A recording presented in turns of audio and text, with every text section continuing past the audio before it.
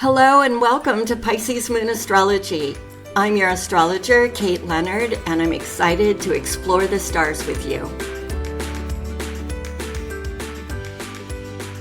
Hi, everybody. I cannot believe we've made it through the eclipses for now, right? We get to move on to some other energy. And oh my, what energy it is. I'm talking about the week of October 6th through October 12th. All right, so I'm kind of looking at this week as the soft spot between, a lot of stuff that's not so soft. So what we're looking at this week is the Venus trine Mars on October 8th. I'm not going to lie. We've got hard aspects coming our way that for most of us are going to make the eclipses look like, I don't know. Child's play is cliche, but you get where I'm going. It's going to be it's a challenging month. That's all. I'm not going to lie to you. It is a challenging month. Just to give you kind of a hint or a preview of coming attractions so you know what I'm talking about. Mars will be forming a T-square. That is a very tough angle on October 13th. That's going to be Mars, the Sun, and Chiron. We got Mars and the Sun. That is fire on fire. There is no way that that's going to be easy. It might be important, might do some good things. Chiron means there could be some healing that comes from it, but it's going to be fiery. And then just as he's coming out of that, or really honestly, while he's in it, he's already moving into his opposition with Pluto. That's really kind of in full swing by October 24th. And then it goes exact on November 1st.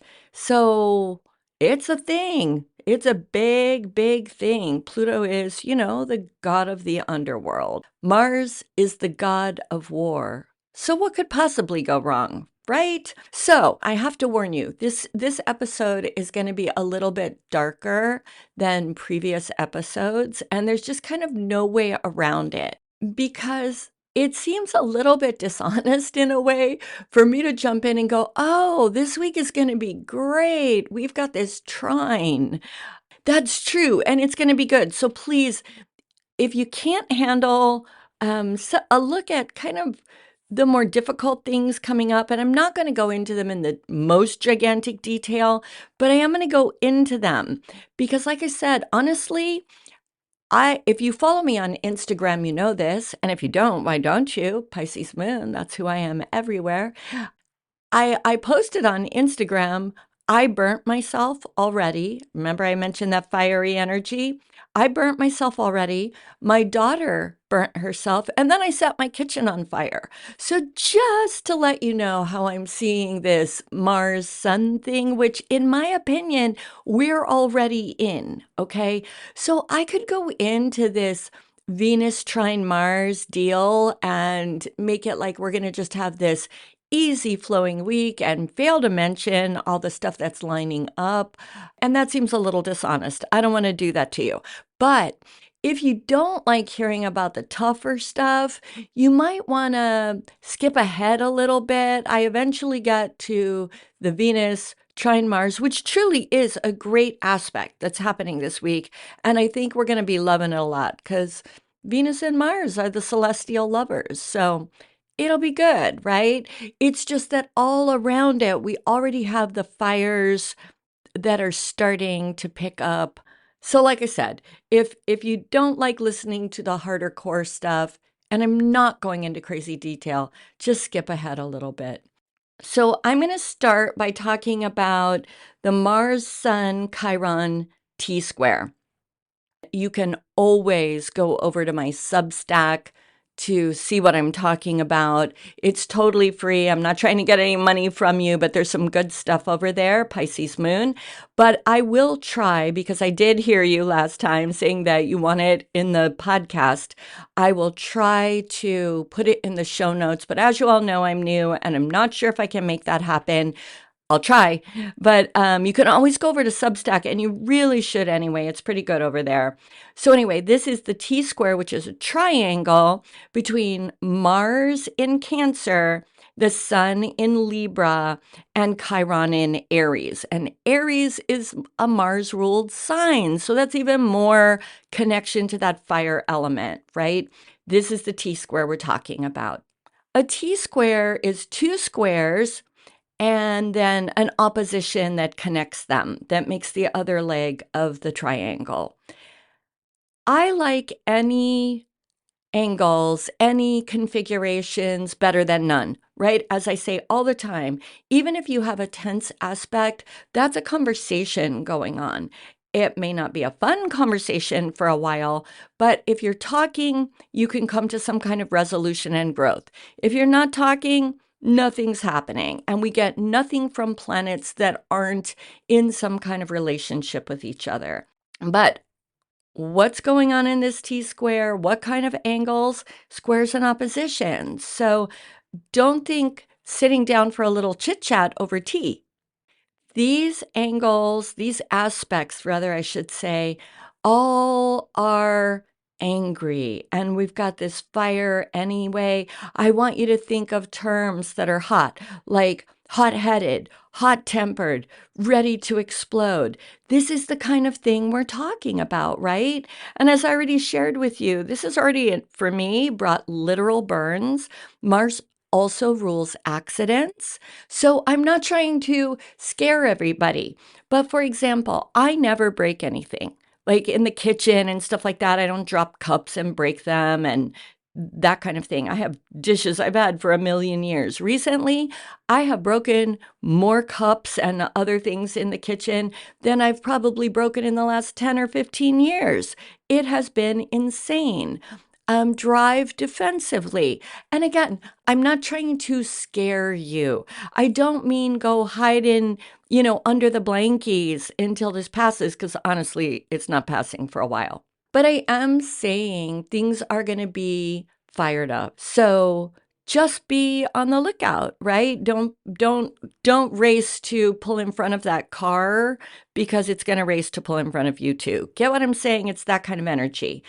I also want to point out, and this isn't more on a world level than a personal level. All of this, look at the wars, right?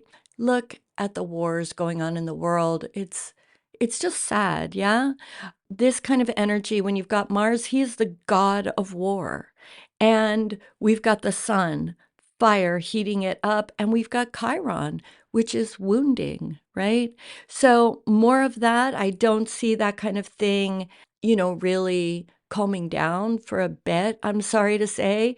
And if any of you out there, and I pray nobody is in this position, but if you're in any kind of difficult or potentially dangerous situation, please take care of yourself more now. Get to a safe space, have safe people around you. And I will move on because this is too heavy even for me. In my own practice, though, just to give you examples of how this is playing out, and I want to tell you, this poor Libra eclipse got all the blame for all of this stuff. And honestly, I don't feel that the eclipse energy was so mean. I actually had some amazing experiences. One of them was the closest I've had to a true spiritual awakening. That brought me closer to source than any experience I've ever had in my life. And I work in this kind of woo-woo space, so I've had lots of experiences. I'll share that with you in another sort of mini podcast. But I have a zillion clients a week, and I've been getting lots of calls to talk about serious arguments with family, friends, coworkers, bosses, lots of breakups, even long-term relationships, and people getting fevers. I know that sounds like, what? What are you talking about? I do medical astrology, and lots of people have called in with these like mystery fevers. They started with like minor cold, but they got a fever very unexpectedly. So if any of those signs, that's Libra, Cancer, Aries, if any one of those falls in your first or sixth house, that could bring on physical symptoms like fevers, inflammatory conditions, and even like migraine headaches. I've been hearing all of this stuff. Everybody blaming the Libra eclipse. No, everyone, it's not, it wasn't that. It's not that. It's this T square that's coming up. I promise you. Now, with Chiron in the mix, I will say, here's the good part. Okay, so if you've been feeling like, please, please move on, here's a little moment of good before I tell you one more difficult thing. Chiron is the wounded healer, and in mythology, Chiron takes on a wound that cannot heal, and it's literally so bad, and he just realizes he doesn't want to. He's immortal, and he's like, I can't go through all eternity with this pain. And so he gives up his immortality. But in the process, he does become the healer. That's why he's the wounded healer, right? So, in all of this going on, because Chiron's involved, true healing can come from this T square. This is not just the bad, evil. I mean, it's pretty bad, but it's not just bad, right? As a result, because of Chiron's influence, we may find that after whatever the eruption is, healing comes from it. Even things, and I know nobody wants to hear this, but if you have a breakup or something like that, it is one that you will look back on and you'll be like, oh my goodness, thank God I got out of that because it opened the door for me to find my true soulmate or something like that. So please keep the faith. And let me remind you again, if I haven't already, and I don't remember, sorry, we've been through this before. Okay, there is no aspect, or none that I can think of anyway, there is no aspect in the sky that like it's the first time it ever happened. So although there are some possible, I guess, that it'd be the first time in our lifetime, but this is not one of them. The sun and Mars have met up a gazillion times since we've been born. So we're going to survive this. I know I'm making it really heavy, and it is, but we've done it before. So don't panic too much. I just do want to tell you I'm going to give you this lovely trine information that's still coming. I totally promise it is. And I don't want you to be walking through next week and you're going, what the heck was Kait talking about? She was talking about this great Venus stuff and, all this craziness is going on in my life. Yes, that's why I'm giving you the heads up. Craziness is going to be going on even when there's Venus, good stuff going on. And I'm getting to it, I promise. Okay. And then just my last little warning, because we're already really in this energy as well. Later in the month, we're going to have Mars opposing Pluto. He's in the final degree of Capricorn while all this is going on. And it is because he's been doing a little retrograde in that space. This is his very final moment for all of our lives. We will never see Pluto in Capricorn again, and Mars is going to oppose him. And it is exactly what it sounds like, God of the underworld and God of war opposing each other. Doesn't sound good? Probably not all of the stuff that comes up around it are going to be good. So that energy is already moving into place as well. And I hate to just leave you with vague things like not going to be good.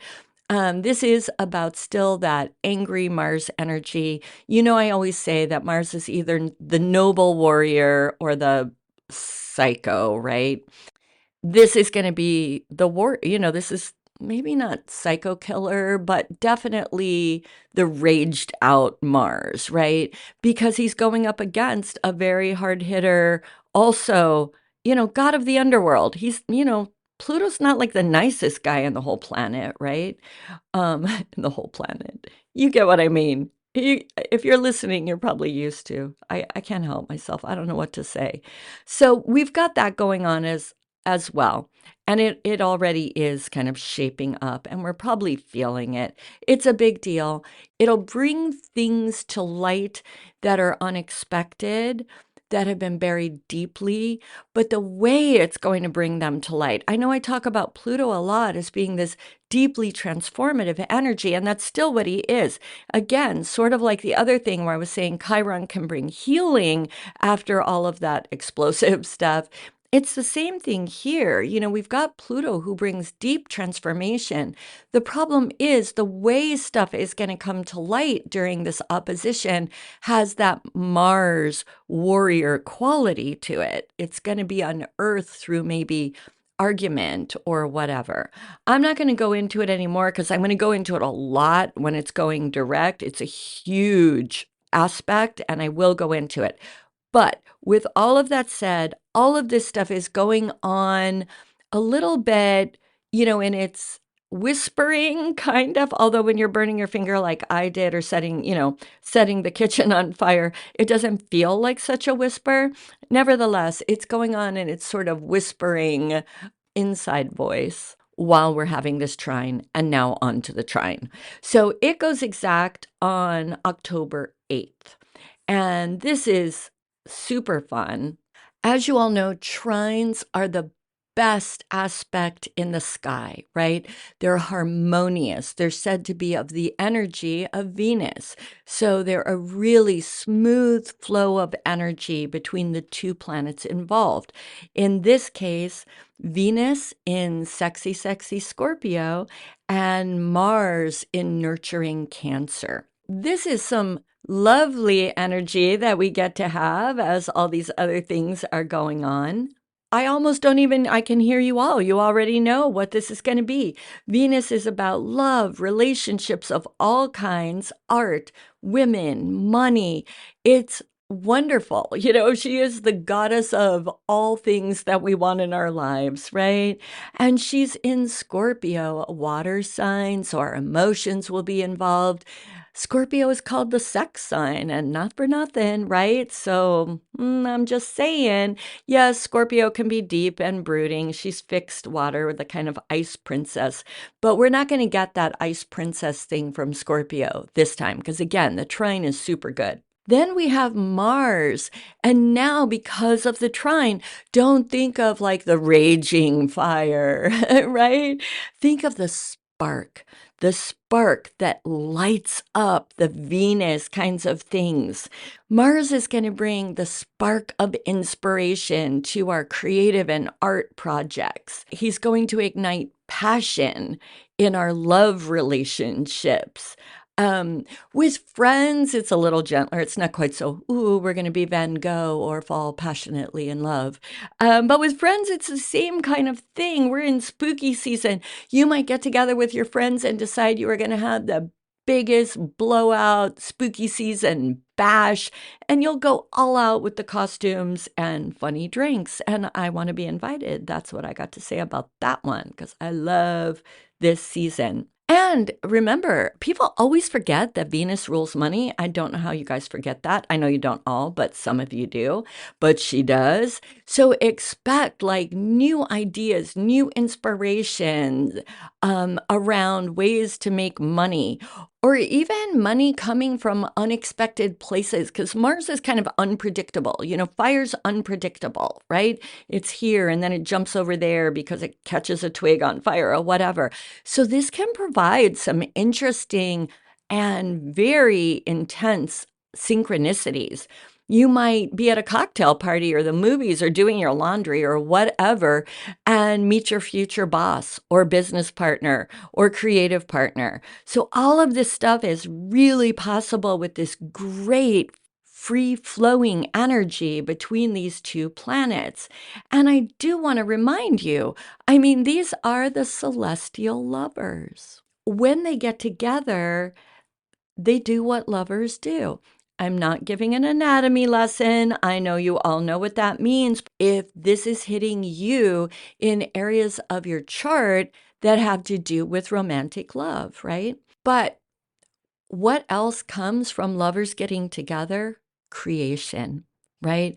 Creation. So I know we already know the most literal thing that could come out of this: babies. If you don't want them, be super careful because these two coming together, I mean, it's kind of an obvious thing, right? So if you're looking for babies to happen, now might be a good time. I will now move on. I know this doesn't apply to all of us, certainly not. But think of creation metaphorically. You artists and content creators expect creative fire to be lit, but also think of creator or creative in the sense of that sort of divine sense, right? They say that if we're really walking our spiritual path, we co-create the universe. Think of this energy as that as well. Think about what you want to manifest. Isn't that what creation is when we think of all of the spiritual traditions around the world? Most of them have something to do with that speaking the world into reality or thinking the world into reality. And in that sense, we get to step this week into the divinity that we all possess, right? And create our worlds. So think of this week and this trine as a time when that divine power of manifestation is flowing for all of us. And again, money, art, relationships, babies, all the stuff. This is that time when we truly have the power to make our worlds. And I can hear you all now. Kait, this was all really good. Did you have to start with the doom and gloom? Can you see why it's kind of hard to lead with this and everybody's going off in euphoria and then they get hit with all the Mars and Pluto stuff? It would be weird, right? So I hope that worked. Anyway, I hope you got something out of all of that and that it makes sense. I want to thank you all for being with me. And if you stuck it through to the end of this one, you got some courage and I'm really happy. I know this one was a little bit harder. I try not to be so dark when I'm talking about the cosmic energy, but I also don't want to lie to you. So there it is. There's what I got. I really appreciate you all being here. Please like and share. Please go over to Substack and subscribe. I'm on Instagram. I would love to see this community grow. That is truly my goal in all of this, is to form a community. That's what I'm doing this for. So I hope you'll agree to be part of that and help me spread the word so we can grow faster. And I will leave it at that. I know I've given you a lot to think about. Leave me comments wherever you can leave me comments. Ask questions. I would love to talk to you. I am happy to engage with you. So until next week, go out and seize the energies of the stars. This is my wish for you always. And I will talk to you in the next one. Bye.